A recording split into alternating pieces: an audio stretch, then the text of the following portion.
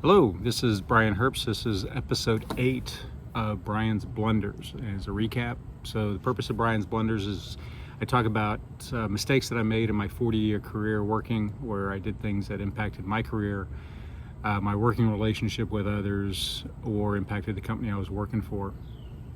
And so this is episode 8, and it's called I Should Have Gotten the Patent.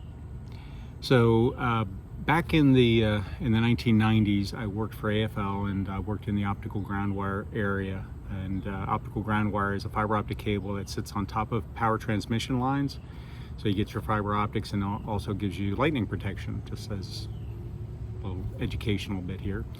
I was over operations, but also development and process engineering. It's kind of an interesting role that I sort of formed on my own. And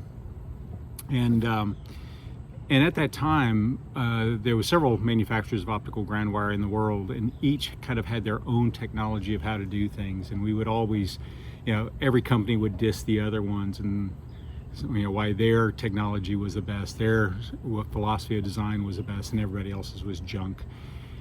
And that worked for a while, but then eventually the market evolved and got to the point where AFL's technology couldn't keep up anymore. AFL's technology was okay to about 72 fibers, but the market started demanding 144 optical fibers in the cable. And we really couldn't do it, couldn't come up with a way to make that happen effectively and cost effectively.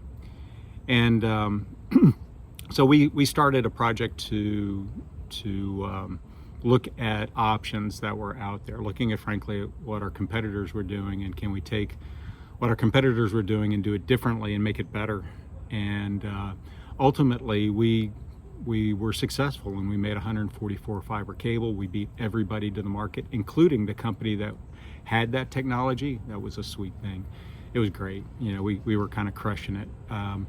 But as we were doing the project, we kind of opened up the doors to all possibilities, and we came up with a different product.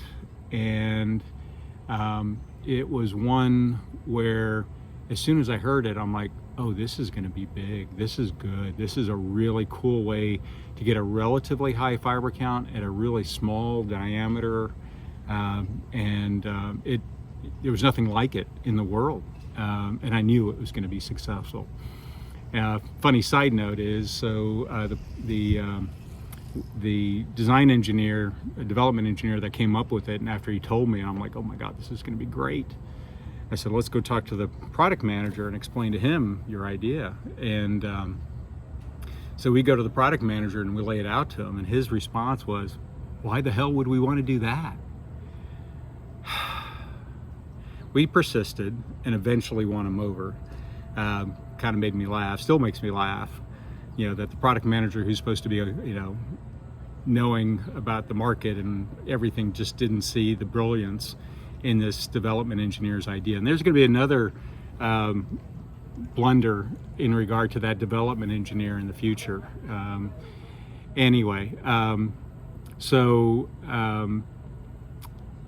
As we're proceeding, I'm thinking, should we get this patented? And this is where I made my blunder. I chose not to get it patented, and I really should have.